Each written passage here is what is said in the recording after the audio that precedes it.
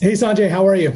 I'm good, Ruben. How are you? I'm good. I'm good. Hey, welcome to another, Hyper Insights. Well, it's a new year. Happy New Year. I know we're towards the end of January, but this is our first video. But Happy New Year. Yeah, thank you. Happy New Year to you too, and stay COVID free. Yeah, totally. Um, so we've been getting a lot of questions lately. I think there's a lot of buzz right now and a lot of chatter about what people are doing to prepare for this year, 2021, planning for marketing.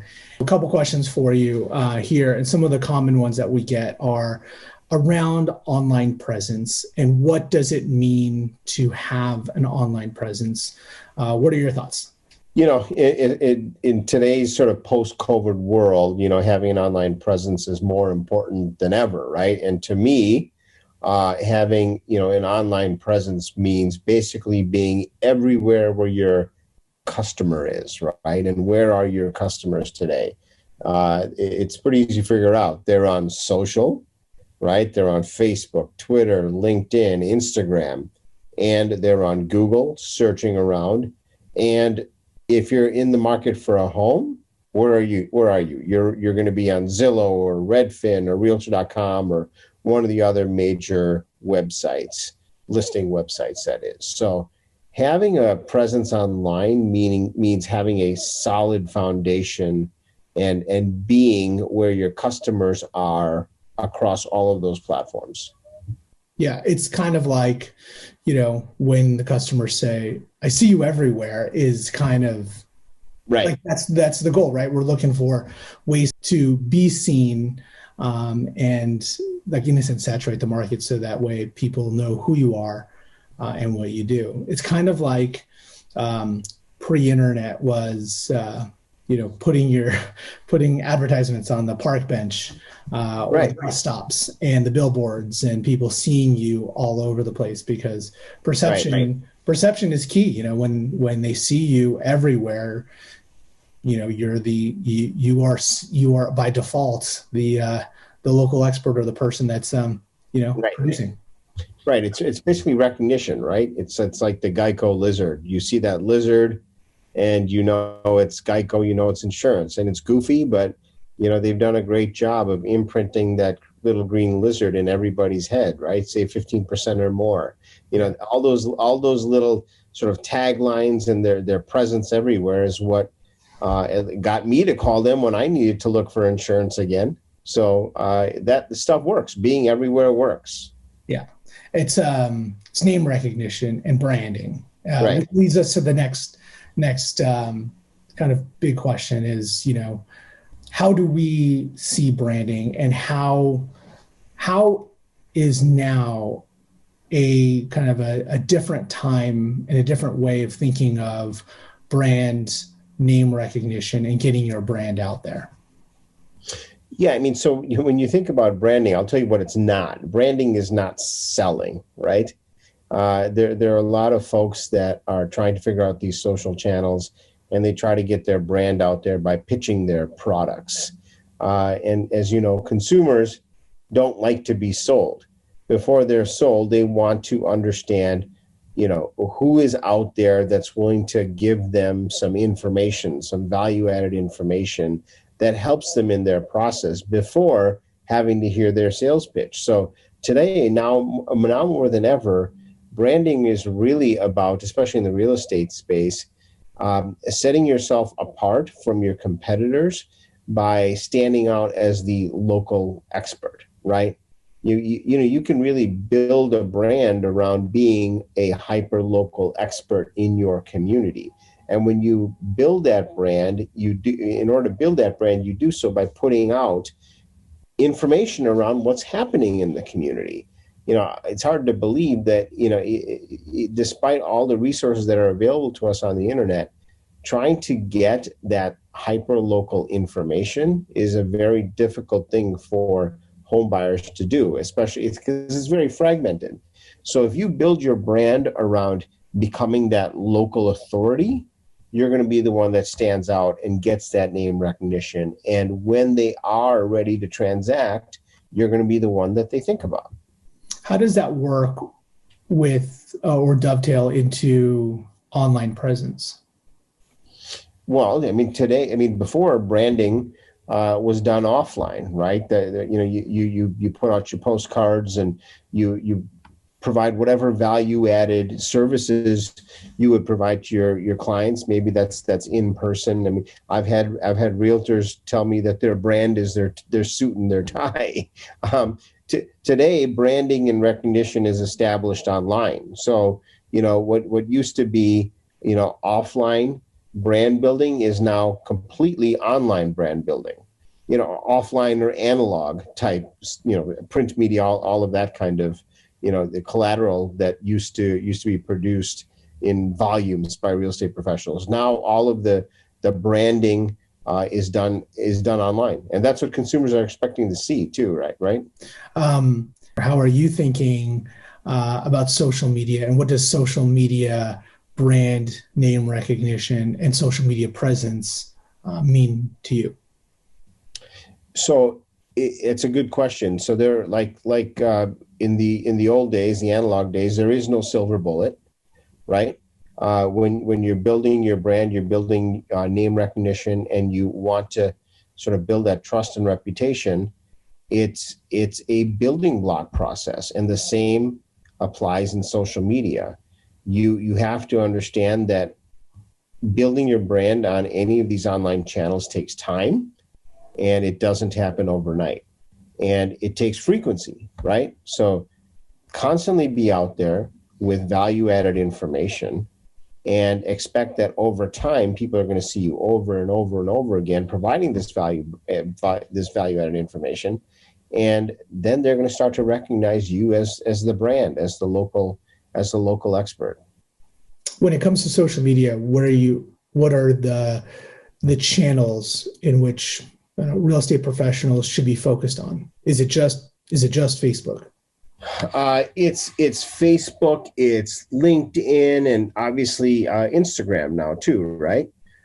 So I think those are sort of the three pillars at a minimum that you need to be thinking about.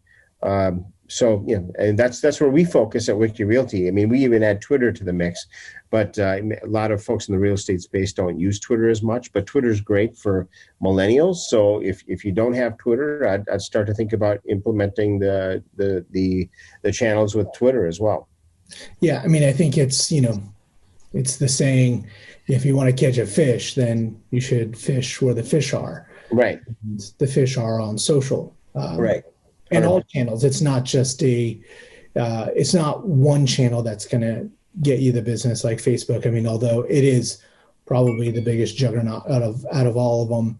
LinkedIn is also another good kind of source, but you just never know where your customers are going to come from. It right. might be where, you know, they first catch an article, a glimpse of you on LinkedIn. And then maybe a couple of days later, they see another article or they see your brand on an Instagram kind of ad. Right. And, you know, maybe they might be funneling through their feeds and they catch another post about something that's local. And that's the thing that, you know, they click through and you capture them that way. But you just never know where they're going to come from. So you, in a sense, have to be everywhere. It's kind of like the analog of put your name on the park bench and also on the billboard and in the shopping carts, because you just never know where you're going to grab that attention. But I think the repetition are important. It's constantly seeing you in the peripheral, you know, of their mind. You know, they could be driving down the street and they catch a glimpse of your face on a park bench. Same thing online. They could just be browsing online. They see, you know, they see your logo. They see a little snippet about you. They don't engage that second, but they see it over and over and over again. And eventually they're gonna click through. They're gonna learn more about you, and then from there it's a matter of nurturing. Yeah, 100%. And, you know, the interesting opportunity with social that you don't have with some of these analog channels is that if somebody sees you in your content and, you know, whatever you're putting out there, that content could get shared, right? So you're reaching an even broader audience. Like that, with the click of a button, they can share it to their network. So your brand is going out even further than you initially expect when you first put out your piece of content. That's something that you can't do with a shopping cart, right? Or a mailer. Usually that's just going in the garbage. It's not like somebody's going to take that mailer and go give it to their friend. That doesn't happen that often. But with social, your name and your message can be spread far and wide and be seen in places that you never imagined. So that's a huge opportunity there. Yeah, speaking of efficiency, right? Creates efficiency for your process, and if you're putting ad budget behind it, it creates additional benefit there too. Yeah, speaking of ad budgets and advertising and getting in front of that customer, a lot of talk right now about Facebook ads, right, and some of the ad strategies that are out there. What are your thoughts? What are some of the trends going on right now when it comes to leveraging Facebook ads and some of the new ad strategies? Obviously, huge opportunity with Facebook and their ad platform, given just the sheer volume of people on Facebook. There was a little hiccup in the sense that, as you know, Facebook got sued by the federal government, and many of the targeting mechanisms that real estate professionals were used to, income and geographic and demographic targeting mechanisms, are no longer available. So that makes promoting your listings or your mortgage products more difficult, because everybody's subject to the same rules, which is basically a 15-mile radius around sort of the pin that you drop in the location. Now, with content like what we're doing for our subscribers, where we're writing about news and events happening at a local level, those pieces and those ads are not subject to the same restrictions, because you're not promoting real estate or loan products. So you don't have those same restrictions that you have when you're promoting those products. So with content, we are able to actually do a lot more in terms of narrowly targeting a particular geography, as well as adding some interest categories to target the folks that we want to get in front of. That is available with content, not available with some of the pure listing ad promotion or loan product messaging. So another reason why, if you're not doing so already, you should really start to develop a strong hyper-local content strategy. We get this all the time. Traditional Facebook ads versus retargeting. What are your thoughts there, and what's more effective and what's more efficient? Yeah, so the retargeting ads, it's like when you look at a pair of shoes on Amazon and you see that pair of shoes following you around everywhere on the internet, right? It's the same concept with the strategies that we implement for our subscribers. You start with the content, right? And then because it's hyper local, it generally gets a lot of engagement. By engagement, I mean people are clicking through to read the entire article, or they're liking it, or they're sharing it with their friends, or they're commenting. Every single one of those actions is, first of all, the customer raising their hand, somebody generally that you might not know because it's outside of your friends, followers, and connections. They're raising their hand and saying, hey, I found what you said to be interesting. That's an interesting opportunity right there to connect with them. When people are liking your content, you should immediately invite them to follow your business page, because that's how you increase your sphere of influence and sort of develop that brand recognition with people that weren't initially in your circles. So there's an opportunity there. Now, in the back end, you're actually able to pixel them, like tag them, and put them into retargeting buckets, so that when you want to tell them what it is you actually do from a business perspective, selling a home or promoting your loan products, you can get that loan product messaging in front of that retargeting group. So if you think about that strategy, what it's doing is you build trust and engagement and recognition with content that people care about, and then tell them what you do with your business message. So, and you just keep building upon that, right? Every piece of content you put out there builds that audience even more. And then you have the opportunity to get your loan product into an ever-growing retargeting, remarketing group. It's the same as like with, analog offline channels. First, you got to build a trust and engagement, then you tell them what to do. So the content builds that trust and engagement, builds the audience, and as you're doing that, you then tell them what you do. Yeah, it's like retargeting is almost like follow-up, if you will. An analogy, it's similar to, like open houses, for example. Realtor opens up the house, you get the neighbors, you get the prospects, they all come in, they preview the home. As soon as they walk in or before they leave, they're all asked to sign a little guest book. Right. Right. And so they all sign it, it's all done. And later that evening or the next day, the real estate professional is going to, go on his computer and just start writing follow-up emails, right? Hey, thank you for visiting the open house. If there's any questions that you have, blah, blah, blah, they put them in the drip campaign and you start marketing them, right? And then every open house that you have, you kind of just build on that list. It just added to your CRM. It's the same thing, just doing it online. Correct. Right? And now with COVID, there aren't many people going to open houses, right? So, so aside from, in our minds, that being a pretty inefficient process and, kind of dribbles the sort of retargeting audience into the buckets, with some of the more robust online strategies, you can really increase your retargeting audience very quickly. Another question that we get a lot is about websites. We're getting more and more of clients saying, hey, you know what, I'm starting brand new, or I opened my own shop, I'm going independent. Should I have a website? Should I not have a website? What are your thoughts on websites? And second follow-up question to that is websites with sales funnels or click funnels. What are they and how do they work? And would you recommend them? Yeah, so when you get somebody's attention with the content, you need to be able to sort of keep them in your ecosystem, right? So we've seen this all the time where you've got realtors attempting strategies where they're sharing hyper-local information, but what they'll do is they'll write an article and they'll link out to the source article, which might be the Chicago Tribune or the local paper, whatever it might be. The customer that sees that article might find it interesting, and then they'll click through to it, but then they go to the source article and you've lost that customer forever. So whatever you do, whether it's with a website or a blog, the first goal is you got to make sure that if you're putting out this content and somebody engages with it, you're keeping them in your ecosystem.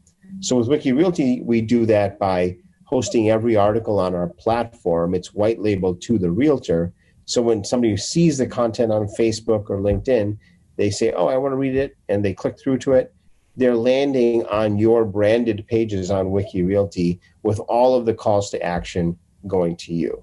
So the content pages are almost like mini websites, but obviously just pieces of content, but multiple calls to action. One way or another, the goal is to get them to you. Same thing with websites, right? You can have the ad promoting your product and get them to your website. You just got to make sure your website is optimized with the proper calls to action. And it's you think through, okay, what do I have to do on this page now to make sure they take action? We've done some campaigns for some folks, believe it or not, outside of the real estate space that liked our strategies, and we were driving traffic to their website. And in like 1 month, we drove like hundreds of people to the landing page, to their website, but they didn't see any conversions. They didn't know what happened.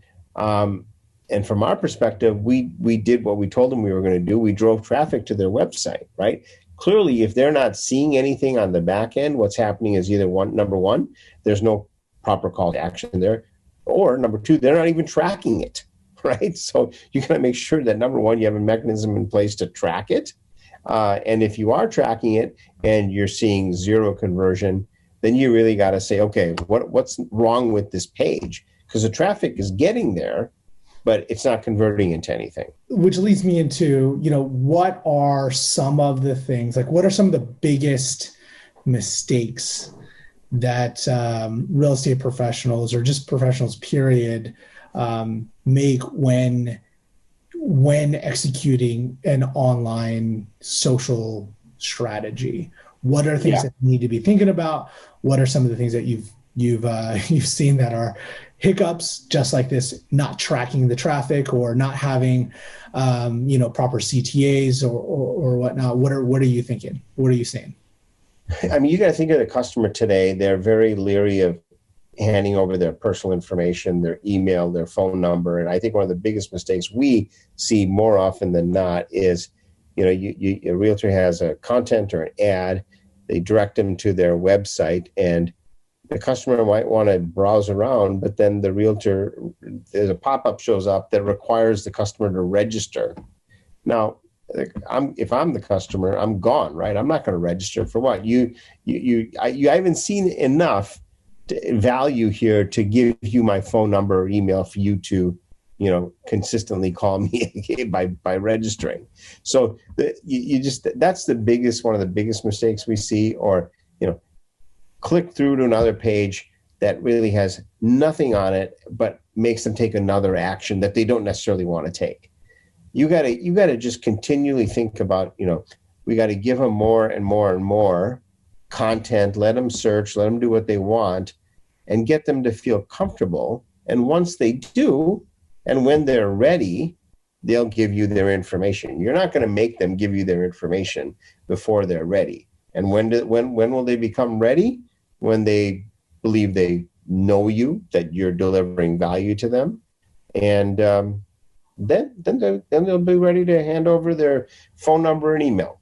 Yeah, I think it's a good best practice to put yourself in the customer's shoes, and go through what a typical kind of customer sales experience looks like. Click on your, if you use a service, whether it's, WikiRealty or any other service, click on the content piece. What happens there? If it's just an image and it just pops open an image, say like the image says something like, rates are historical low, you should refi your mortgage. Okay, great. Click on the image, which most people do. They're not going to click on the little text. They're going to click on the image. And then what happens? Oftentimes it's, for some vendors, they just post a picture and that's it. And there's no link to anywhere. So, if a customer is really interested and they click on it, they got nowhere to go, right? Or they click on an ad and then you're linking out to your homepage, right? When the message says, time to refi your mortgage, or here are some like hot properties in your area, the mindset is like, okay, well, then I want to go see the hot properties in the area. You should probably be linking to your listings or a search page or something, but oftentimes they just link to the homepage and then they're left to figure it out. And, it seems easy enough to be like, okay, well, I'm on the homepage, let me go to listings, but they're unfamiliar with the website. This is the first time they've seen it. So you click through, and to ask them to make that extra leap is generally too big of a leap for a general consumer to take. So you almost have to spoon feed it. But if only, professionals go through that 3 or 4 different consumer acquisition pathways, whether they're on, Facebook, they're on LinkedIn or any other social platforms, an ad or a content piece. How does the customer navigate to you? And putting yourself in their shoes and using their perspective and having empathy for them. Would you do business with you? Would you click on, is it compelling enough that you click on the link? And is it compelling enough that if you do land on any page that you know what to do and you feel comfortable submitting an inquiry or a lead? Yeah, exactly. You have to make it very easy for them, because they're not going to stick around to try to figure something out, because there's so many other options for them that might be a heck of a lot easier. So you just, like you said, you got to spoon feed it to them. As we wrap up here, so what is like kind of like an action plan? What are some key takeaways that anybody watching this today, what they can do to implement on their own to improve their social presence, or at least plan or think through what that strategy is going to look like for this year as we move into the spring selling season. Yeah. So let's take a step back. I mean, what everybody needs to be very mindful of is that the tech companies are going after the consumer directly, right? And they're basically coming after you. They want to eat your lunch. They said they weren't going to compete with you, but guess what? Now they're competing with you. So you need to start thinking about, okay, how am I going to maintain my share of the pie with all of this going on, and potentially even grow my share of the pie? You have an opportunity to do it because real estate at the end of the day is still hyper local, and consumers, buyers want to work with real people that they like, that they trust. And when you're at a closing table, the buyer wants somebody with them. The seller wants their agent representing them. They don't want to have to call the 1-800 number and get connected to some call center in Detroit, or talk to somebody that has no idea what the local market conditions are and how to deal with closing issues. They want somebody at the table with them. So that is where your opportunity is. The real issue for you is, okay, I'm a real estate professional. I know I need to have an online presence. I know consumers want to work with me. They prefer to work with me as opposed to one of the tech companies. Now, how am I going to get found, right? So as you think about that, you have to understand that it's, as I said before, there is no silver bullet.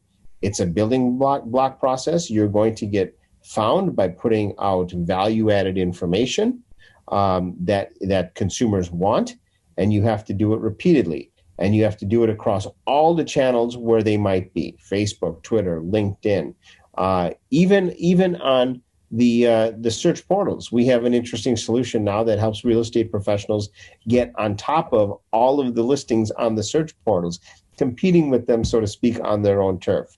So we'd love to talk about that more as well on a different session, Ruben. But so tech companies are coming after you after your lunch. Protect your turf, maintain your share of the pie. You have an opportunity to grow your share of the pie if you implement some common sense strategies of being online where the consumer is and giving them valuable information before you ask for a sale. So some simple fundamentals, but like anything, it works over the long term. Great, wonderful. More to come on that, because I think there's another longer session around the neighborhood browser app that you created. I'll link to that in the description below for additional video, and then some other assets somewhere over here in the video. But that would be for another discussion, because that's another kind of probably 30-45 minute discussion on how it works and how it can really help real estate professionals, number one, retain more clients, but number two is to really kind of beat the big tech companies at their own game with better tech, if you will. Right. Well, thank you so much for taking the time, Sanjay. We'll see you on the next Insight. It's fun, as always. Thanks, Ruben. All right, see you.